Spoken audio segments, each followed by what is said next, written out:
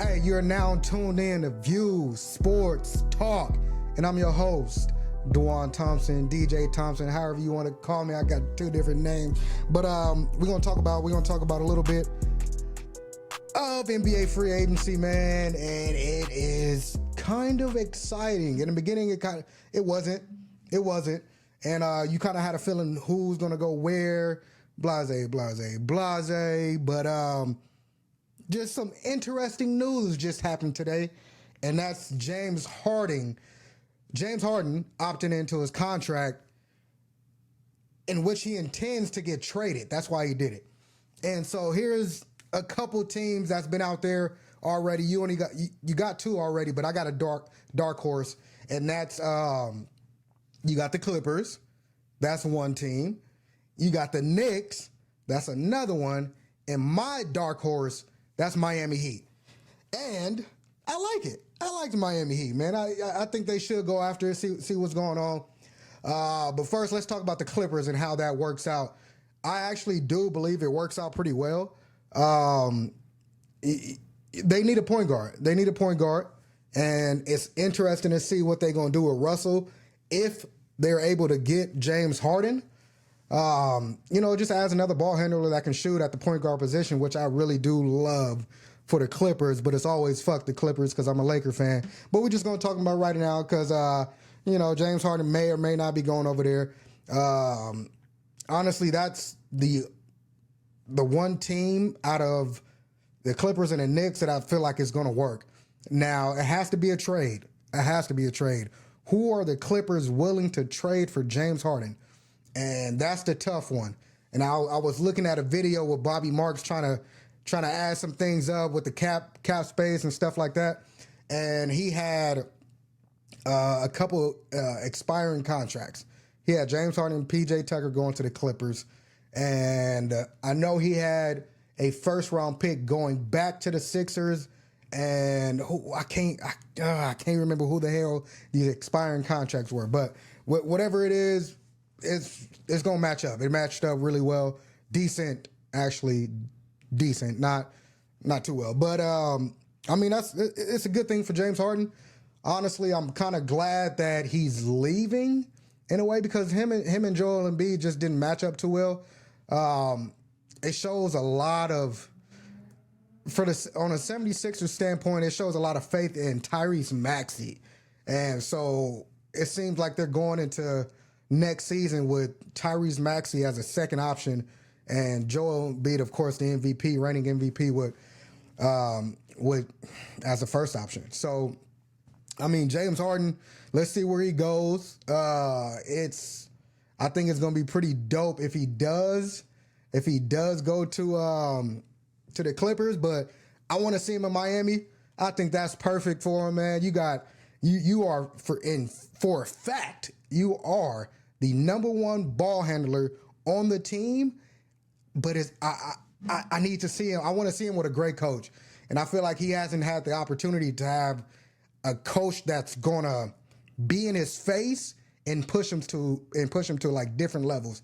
And being in that Heat organization with Eric Spoelstra as a coach and as Pat Riley, at the helm of everything, man, you can't let Pat Riley down. This man, I think he has like 11 rings between being a player and a coach and a GM. And so I like Miami. I like Miami a lot, just for the simple fact they do need a point guard. And I would love to see James Harden right there, Jimmy Butler, Bam Adebayo, and imagine the pick and roll with Bam Adebayo. Oh, wait. Hey, I like it. I like it a lot. It kind of reminds me of like James and Clint Capella, but like 2.0. You know what I'm saying? Because Bam is a much better player than Clint Capella. And so I like the Miami pick. They should definitely go after him. Who do you trade? I think they're willing to, of course, they've been willing to do this, put Duncan Robinson in a trade. But what do the Sixers want back? And that's the tough part. Do they want Tyler Hero? Do they want a first round pick? I'm sure they do. Who else are you willing to trade in Miami's point of view, right? And so That's an exciting one. I would love to see that, man. And I think if that does happen, because honestly, man, I don't know what the fuck is going on with Damian Lillard, and it's starting to look like he's going to stay in Portland once again.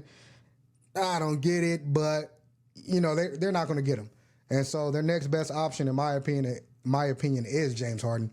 And James Harden on that team, man, James Harden in that culture, man, I think it would definitely bring him to another level, man. They're going to push him, and he needs that. He needs that a lot, and he's in Miami. So, you know what I'm saying? He can still have fun and do his work as long as he's below that little body percentage fat that they do. And I think James is, man. James needs that motivation. And I would love to see him in Miami with Jimmy Butler, Bam Adebayo, Pat Riley, Eric Spoelstra. That's a great dynamic. And does that push Miami over the top, even though they just went to the NBA Finals? And I think it puts them in contention to go back to the finals. Not the Sixers, the Celtics. I think they're the clear, obvious number one in the East. Then you got to see what the Milwaukee Bucks is going to do with Brook Lopez and Chris Middleton, and if they're going to retain him. But you always got number 34 and Giannis, one of my favorite players for sure. So let's see, man. James Harden to Miami, make it happen. Let's rock, let's roll, and we're going to talk about the Lakers. My team, the Los Angeles Lakers, who runs LA, and Clippers, sorry, y'all trash, y'all booty, whatever. But let's talk about the Los Angeles Lakers and how they're going to do in free agency. And so, our two most important signees, Austin Reeves, of course, and Rui Hachimura. I know some people, maybe a few, not too many people may say D'Angelo Russell, but I just don't. I think the Lakers are willing to bring him back, but at what number is so important. But Austin Reeves, Rui Hachimura, that's the two that you have to bring back. You just have to. And today we just learned that they're not picking up Malik Beasley, and they're waiving Mo Bamba, which lets them get that mid-level exception to sign a guy like Bruce Brown, who we are very interested in, and Brook Lopez. And you can add Dennis Schroeder to that mid-level, because I definitely do believe Dennis Schroeder should be a mid-level player, not a vet minimum player. But in my opinion, I would love Brook Lopez. Why? We need a big body. We need a big body, and a big body that can spread the floor. Brook Lopez, and a big body that can play defense, right? And that's what I'm about to go into right now. Brook Lopez almost won the Defensive Player of the Year last year. You get him at the mid-level exception with Anthony Davis and LeBron James, mainly for Anthony Davis, because I believe we do need a center. I think AD at the 4 is amazing, and you can play Brook Lopez closing the fourth quarter. And so that's so great. It allows AD to do the roamer spot just like Giannis. And that's my opinion on that. I definitely do believe we should get Brook Lopez. I know Bruce Brown is an amazing defensive player, but I think we can fill that spot. It's in my opinion, I feel like it's hard to get a center that can really play defense the way Brook Lopez does and spread the floor. And that's who we should target with the mid-level exception. I know Dave McMenamin said we intend to have conversations to bring Malik Beasley and Mo Bamba back at a lower cost. I wouldn't mind that. Malik Beasley, go ahead and take a vet minimum, because he didn't do anything. He had one game, but other than that, man, he shot like 4 for 12, 4 for 10, it was just, well, 4 for 10 is not bad from three-point range, but he was not shooting as well as I expected. I'm sure the Lakers did, because he became unplayable in the playoffs. So does he take a vet minimum to come back to the Lakers? I hope so, because I think he would really help in the regular season. And let's see what Mo Bamba does. But if we get Brook Lopez, we don't need Mo Bamba. And that's that's just what it is. You know what I'm saying? And so, do we bring back D'Lo? How much is D'Lo willing to take a pay cut? I mean, if he wants to stay in LA, he better take a pay cut because we're not paying him that 30.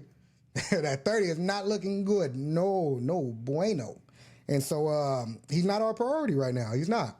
And he made that happen by the way he performed in the playoffs, more specifically the Denver series. Because if you look at it, man, that Denver series was so close. It was a sweep, but god damn, it was a close sweep.